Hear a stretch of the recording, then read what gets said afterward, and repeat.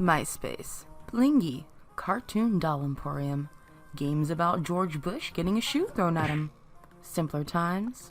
And even simpler HTML. Sounded way cooler when I wrote it down.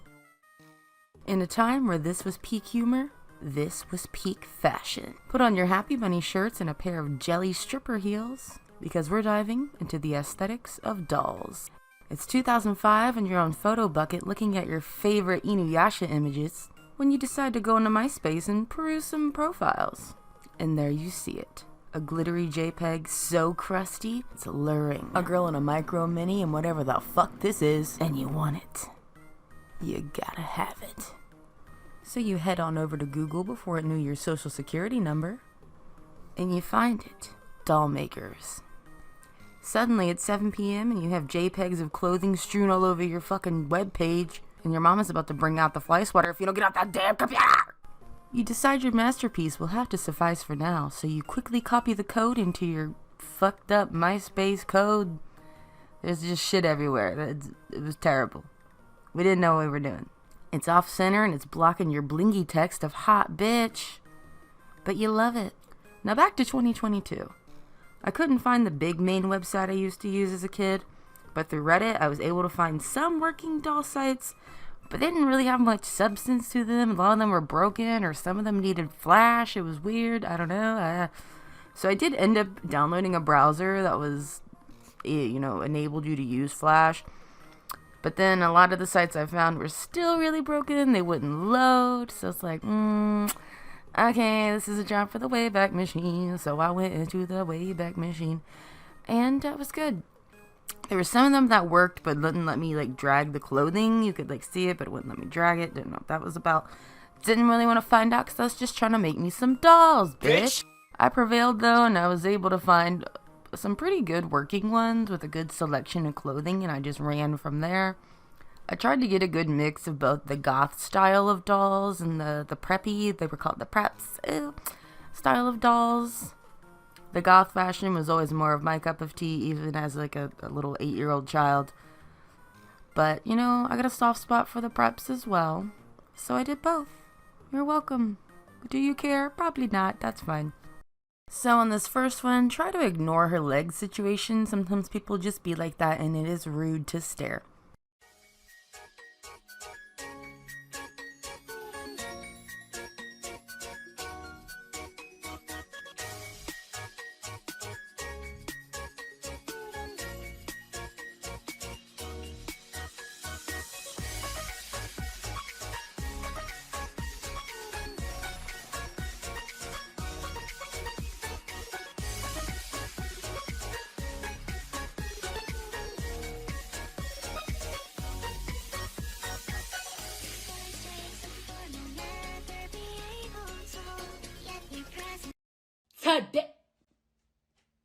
Oh my, what is that?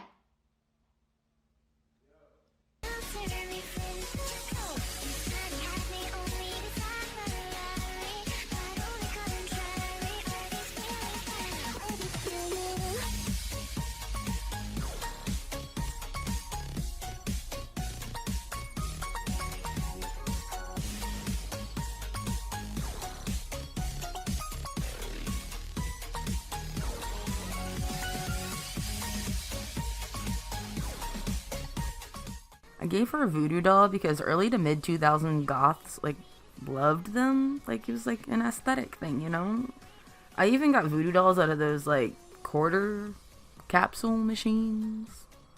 Those have a formal name. I put quarters in them and then out came some shit. Misa Amane had a voodoo doll. How could you go wrong?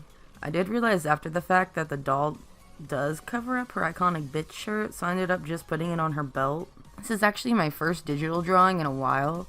I've been doing a lot of watercolor and Ohuhu and Copic art lately.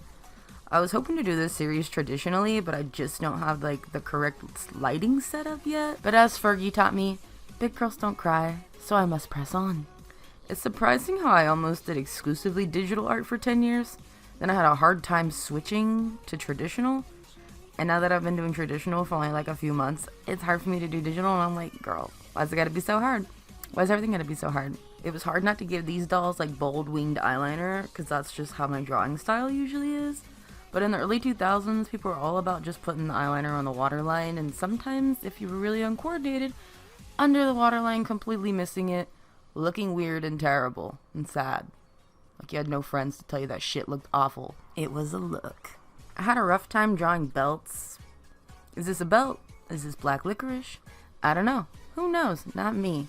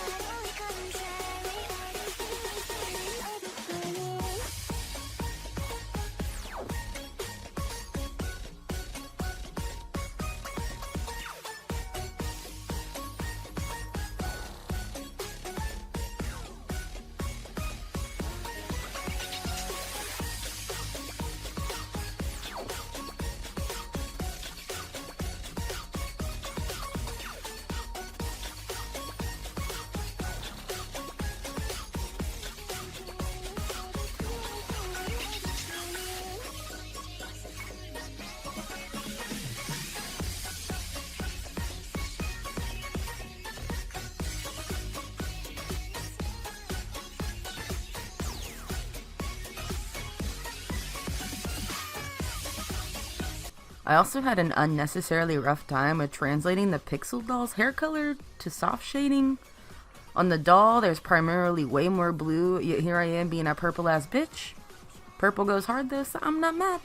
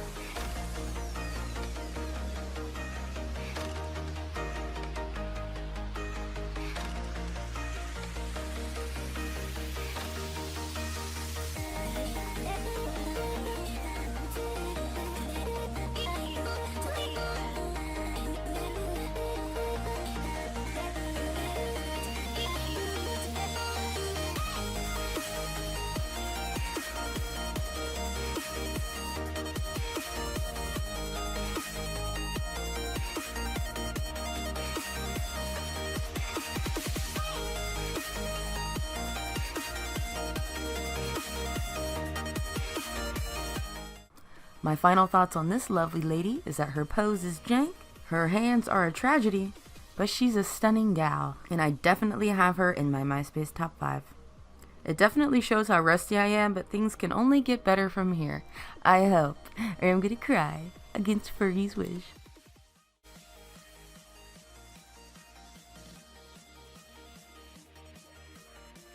This one actually turned out to be my favorite, which surprised me because I expected this drawing to be bland? Tedious? Girl, I don't know.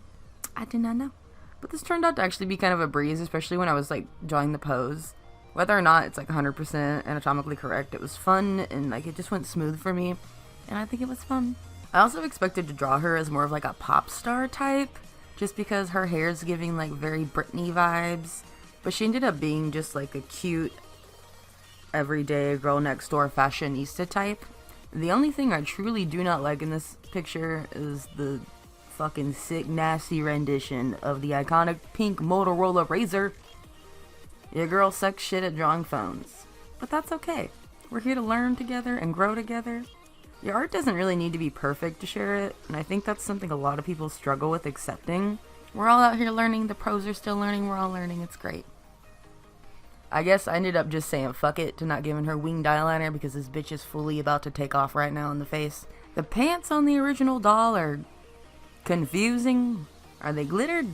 Are they bedazzled? I don't know. And I'm scared of them. So I didn't try to fuck with them too much. I ended up just giving them like these stripes.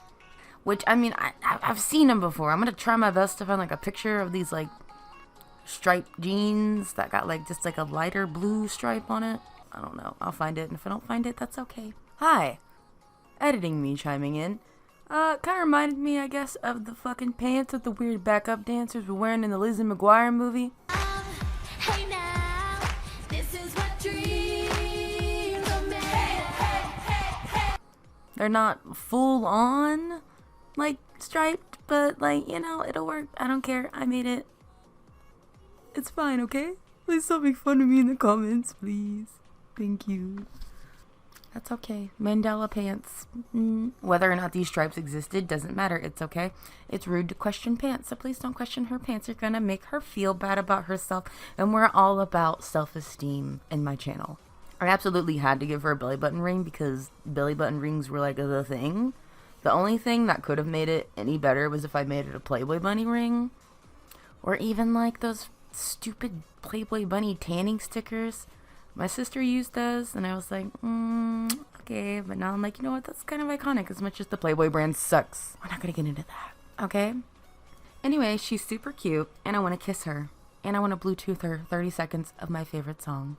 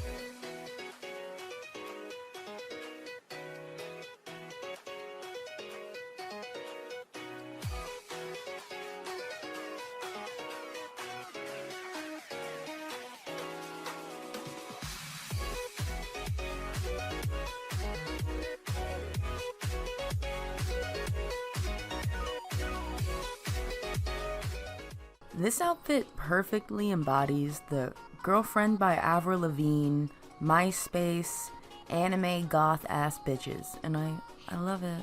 Makes you feel good, makes you feel tingly, warm, pink, black. What more could you want?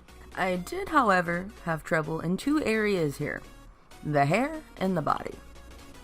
I definitely needed to make my canvas longer to help me get her proportions down because it was all mushed and weird, and I could tell that I just didn't know what was going on and anywhere. I should have done a skeletal layout. I didn't do it because I'm stupid and I want to do things fast. I am speed. I am lightning. It just ended up being wonky because I didn't do that. With the hair on the doll, it looked like the cornrows are going into straight hair with a flip at the end. But I wanted more body in the hair, so I tweaked it until I basically just hated it. And then I tweaked it some more until I was like, okay, that's fine. Stop touching it. It's gonna get worse. So I accepted it. And all was well. And I moved on with my life.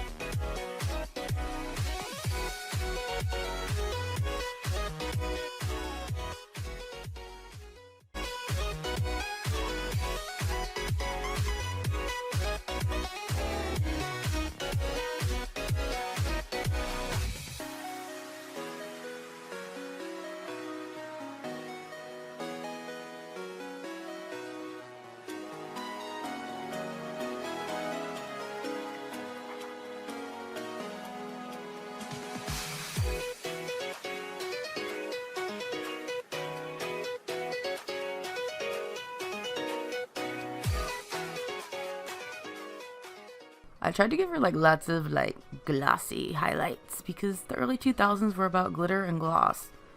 And it just being a glossy bitch sounds fun. Like I want to go put on lip gloss right now. But instead I'm doing this, and that's fine. She's a shiny bitch and I love her. What a babe. I also love the combination of hoop earrings with a punky outfit. I love in general mixing like alternative clothing with traditional girly like bubbly beauty things. I feel like we used to be pressured to choose between one or the other. But nowadays, it's like we're embracing being, like, you know, both spooky babes while also being glittery babes. And I love that. These drawings were all done one after the other, and I can personally see the improvement in each one. I'll definitely be doing more of the dolls than I made, because I'm going to make this a series. And I'm, like, excited to see my digital skills, you know, come back to me. Please come back. Please. I'm sorry. Also, by the way, like, I know it's 2022. I'm gonna address the elephant in the room. I am still using Paint Tools I.